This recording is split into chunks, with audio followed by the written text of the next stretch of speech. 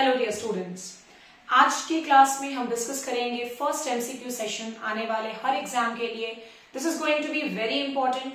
सो एक एक क्वेश्चन को लिखें और उसके आंसर्स बताएं, चेक करें कि आप करेक्ट हैं या नहीं। ध्यान रखिएगा कि मैंने आज के सेशन में बहुत ही बेसिक क्वेश्चंस दिया है। This will be very important. इनमें से कई सारे ऐसे क्वेश्चंस हैं जो ऑलरेडी किसी ना किसी एग्जाम में पूछे जा चुके हैं। So coming to the very first question, पहला क्वेश्चन है इक्रीसैट वाज फॉर्म्ड इन। आपको मैं बता दूं कि सेम क्वेश्चन इंदिरा गांधी कृषि विश्वविद्यालय के द्वारा कंडक्टेड कॉमन एंट्रेंस टेस्ट 2021 के पेपर में पूछा गया था। सो इस चीज को क्लियर रखिए कि एग्जाम में इस तरह के बेसिक क्वेश्चंस भी पूछे ही जाते हैं। क्वेश्चन है इक्रीसैट। क्वेश्चन क्या है? ICRISAT was formed in. ICRISAT is an organisation जिसका फुल फॉर्म है international crop research institute for semi arid tropics, और इस ऑर्गेनाइजेशन का गठन हुआ था इन द ईयर 1972। एक और इंपॉर्टेंट इंफॉर्मेशन जिसको मैंने कई बार क्लासेस में डिस्कस भी किया है वो ये कि इक्रीसैट के द्वारा ICPH8 नाम के हाइब्रिड को रिलीज किया गया और ये सबसे पहला हाइब्रिड माना जाता है अरहर का। अरहर यानी कि I am talking about pigeon pea. So ICRISAT के द्वारा ही इस हाइब्रिड को रिलीज किया गया, इसीलिए इस पर्टिकुलर पॉइंट को भी सभी याद रखेंगे। सो हमने दो नए पॉइंट सीखे कि इक्रीसैट बना 1972 में और इसके द्वारा जो सबसे पहली हाइब्रिड रिलीज की गई उसका नाम था ICPH8। ICPH8 किसकी वैरायटी है? तो अरहर की। आई होप आप सभी को ये पर्टिकुलर पॉइंट याद रहेगा, और क्योंकि ये ऑलरेडी पूछा हुआ क्वेश्चन है सो ये काफी इंपॉर्टेंट हो जाता है अपकमिंग हर एग्जाम के लिए। Coming to the next question, ये प्लांट फिजियोलॉजी पर बेस्ड क्वेश्चन है। क्वेश्चन पूछ रहा है stomatal activity is controlled by. यहां पर स्टोमेटल एक्टिविटी से मतलब है स्टोमेटा की ओपनिंग एंड क्लोजिंग। और जैसा कि मैंने लास्ट क्लास में भी कुछ एमसीक्यू सेशंस में डिस्कस कर दिया था कि एक आयन है जिसका नाम है पोटेशियम आयन, और इस पोटेशियम का सबसे बड़ा रोल होता है in the opening and closing of stomata. ध्यान रखिएगा। साथ ही साथ मैंने ये भी आपके साथ डिस्कस किया था इसरो के एमसीक्यू सेशन में कि पोटेशियम से प्लांट्स में डिजीज रेजिस्टेंस भी आता है, और इसके अलावा ये स्टोमेटल एक्टिविटी यानी कि स्टोमेटा की ओपनिंग और क्लोजिंग में भी हेल्प करता है। So this is one of the most repeated questions plant physiology section से या सॉइल साइंस के सेक्शन में। आपको ये पर्टिकुलर क्वेश्चन देखने को जरूर मिल जाएगा किसी न किसी अपकमिंग एग्जाम में। Coming to the next question, next question क्या है इस पर भी जरा ध्यान दे देते हैं। नेक्स्ट क्वेश्चन पूछ रहा है which one of the following is an insect. Option A है डॉग फिश, ऑप्शन सी है ग्रे फिश, ऑप्शन सी है silver fish and the last option is star fish. Question ये पूछा गया कि इनमें से कौन सा इंसेक्ट है। ध्यान रखिएगा, dog fish, grey fish, silver fish और star fish. So the answer will be silver fish.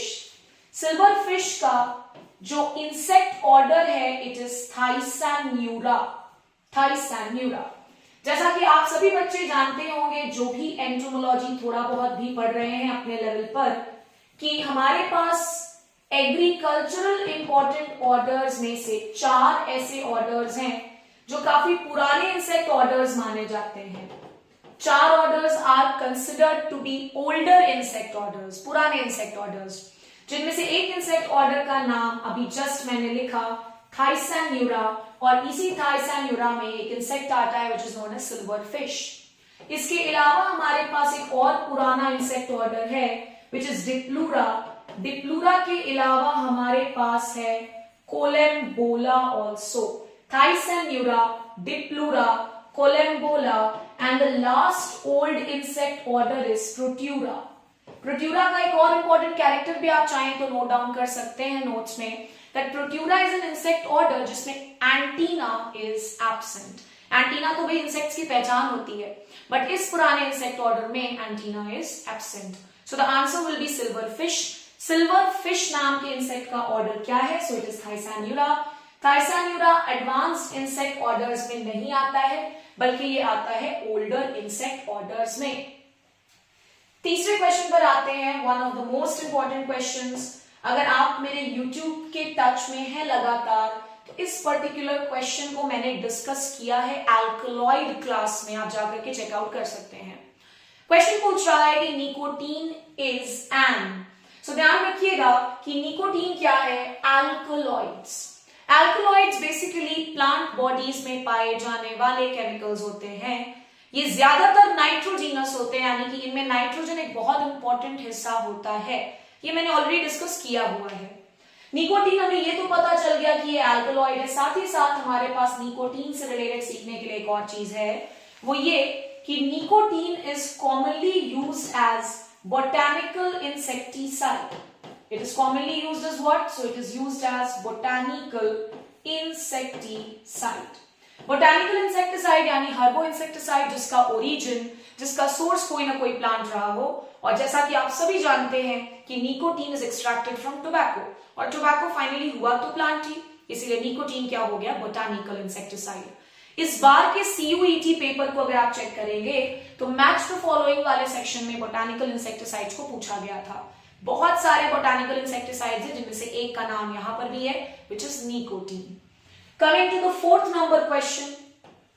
ये फोर्थ नंबर क्वेश्चन आपको कई सारे ऑब्जेक्टिव बुक्स में नजर आएगा, और आपको बता दूं फिर से कि 2021 कॉमन एंट्रेंस टेस्ट का अगर आप पेपर देखेंगे इंदिरा गांधी कृषि विश्वविद्यालय के द्वारा कंडक्टेड, तो आपको वहां पर भी ये पर्टिकुलर क्वेश्चन नजर आ जाएगा।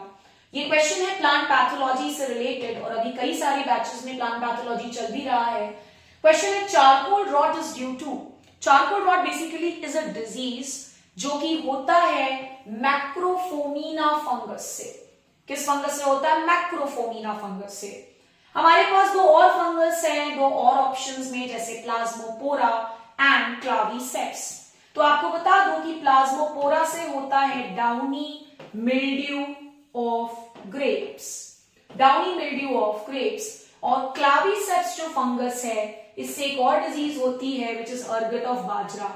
आप कोई भी एग्जाम के एस्पायरेंट हो, चाहे वो IBPS AFO हो, अपकमिंग FCI के एग्जाम्स हो, या कोई भी PG एंट्रेंस एग्जामिनेशन हो, JRF CUET whatever it is, her exam में प्लांट पैथोलॉजी तो पूछा ही जाना है, और डिजीजेस के नाम से भी क्वेश्चंस आते ही हैं। So charcoal rot is a disease which is caused by macrophomina. I hope आप सभी को याद रहेगा। Coming to fifth number का क्वेश्चन। फिफ्थ नंबर का क्वेश्चन कई बार मैंने क्लासेस में डिस्कस भी किया है। क्वेश्चन पूछ रहा है, hoja blanca is a disease of. Hoja blanca is a disease of. तो आपको बता दूं कि होजा ब्लैंका सबसे पहले तो वायरल डिजीज है, यानी it is caused by virus, और ये particular disease is reported in the case of rice. होजा ब्लैंका किस तरह का disease, so it is viral disease. किसमें होता है, राइस में होता है। इसके अलावा कुछ और इंपॉर्टेंट डिजीजेस जो राइस में रिपोर्ट किए जाते हैं, इट इज उफ्रा। उफ्रा कई बार JRF में पूछा गया है। उफ्रा जो है it is caused bye nematode, nematode. साथ ही साथ हमारे पास राइस में एक और इंपॉर्टेंट डिजीज है, ऊडा बट्टा। हालांकि ऊडा बट्टा जो डिजीज है it is a fungal disease, और ये किस फंगस से होता है, so it is caused by Ephelis. किससे होता है बच्चों, इफेलिस। इसके अलावा हमारे पास एक और इंपॉर्टेंट डिजीज है राइस में, विच इज व्हाइट टिप, और व्हाइट टिप जो डिजीज है it is also caused by a nematode. So ये देखिए, प्लांट पैथोलॉजी से हमने करीबन 4 डिजीजेस इस पर्टिकुलर क्वेश्चन की मदद से डिस्कस किया।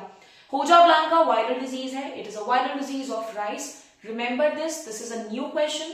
हो सकता है अपकमिंग एग्जाम में किसी ना किसी पेपर में आपको देखने को मिल भी जाए। Coming to the next question, ये था 5वें नंबर का क्वेश्चन। लिखे जरूर इन क्वेश्चंस को, खासतौर पे वो क्वेश्चंस जो आपको नए लग रहे हैं। बहुत अच्छा क्वेश्चन, अगेन ये प्लांट पैथोलॉजी और माइक्रोबायोलॉजी सेक्शन से है।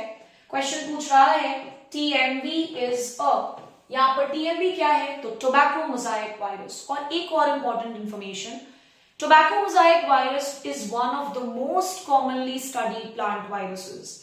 जितने भी प्लांट वायरसेस आप देखते हो, उनमें से सबसे ज्यादा स्टडी किए जाने वाला वायरस माना जाता है TMV को। And this tobacco Mosaic virus का हमसे जेनेटिक मटेरियल पूछा जा रहा है, सो the answer will B single stranded RNA। TMV का जेनेटिक मटेरियल क्या है? It is single stranded RNA. जैसा कि आप सभी बच्चे जानते भी होंगे कि कुछ ऐसे वायरसेस हैं जिनका जेनेटिक मटेरियल आरएनए होता है। उनमें से एक वायरस टीएमवी भी है। अभी हाल में ही कोरोना वायरस जो आप पढ़ रहे थे उसका भी जेनेटिक मटेरियल आरएनए है। जी हाँ, हालांकि कुछ ऐसे भी वायरसेस होते हैं जिनका genetic material is DNA also, but पूछा गया था TMV, so the answer will B single stranded RNA. एक और इंपॉर्टेंट जो नया पॉइंट मैंने आपको बताया वो ये कि TMV is one of the most commonly studied plant viruses. Next 7th number का क्वेश्चन, ये जेआरएफ एग्रोनॉमी में पूछा हुआ क्वेश्चन है। आपको कई सारे ऑब्जेक्टिव बुक्स में भी इस तरह के क्वेश्चंस नजर आ जाएंगे। क्वेश्चन पूछ रहा है agrostology is the study of, agrostology is the study of, so ध्यान रखिएगा agrostology is the study of grasses. इसी पर्टिकुलर क्वेश्चन से मुझे एक और क्वेश्चन याद आ जाता है जो कि जेआरएफ हॉर्टिकल्चर का क्वेश्चन था। क्वेश्चन था study of wine, wine making की स्टडी को हम क्या कहते हैं? तो वाइन मेकिंग के स्टडी को we call it as oenology. किसी किसी जगह पर आपको इसका स्पेलिंग शायद ये भी नजर आए, तो कंफ्यूज मत कीजिएगा, both are correct. Study of wine making is known as oenology and study of grasses is known as agrostology. इस तरह के क्वेश्चंस आपको देखने को मिल ही जाएंगे किसी ना किसी एग्जाम में। नेक्स्ट ऑप्शंस मैंने पढ़े भी नहीं आपके सामने, इसीलिए ऐसे पढ़ देती हूँ ऑप्शंस को। पहला ऑप्शन था ट्रीज, दूसरा ऑप्शन था ग्रासेस, तीसरा ऑप्शन था flowers and the last option was animals. तो एग्रोस्टोलॉजी क्या है बच्चों? Agrostology is the study of grasses. Coming to 8th number का क्वेश्चन, 8th नंबर के क्वेश्चन में मैंने पूछा है कि mode of pollination in bajra is, बाजरा में मोड ऑफ पॉलिनेशन क्या होता है? सो ध्यान रखिएगा कि बाजरा एक क्रॉस पॉलिनेटेड प्लांट है। उसी तरह से मेज is also cross pollinated plant. Often cross pollinated plants की अगर हम एग्जांपल्स देखें तो हमारे पास ऑफन क्रॉस पॉलिनेटेड प्लांट्स में वी हैव सोरघम, सोरघम के अलावा वी ऑल्सो हैव सैफफ्लावर, सैफफ्लावर के अलावा ऑफन क्रॉस पॉलिनेटेड प्लांट्स के एग्जांपल्स में वी ऑल्सो हैव अरहर। ध्यान रखिएगा कि एक ना एक क्वेश्चन रीडिंग और जेनेटिक्स में आपको मोड ऑफ पॉलिनेशन से भी मिल ही जाएगा। सो बाजरा कैसा है? Cross pollinated. मेज कैसा है? Cross pollinated. सोरघम, सैफफ्लावर और अरहर कैसे हैं? तो they are often cross pollinated.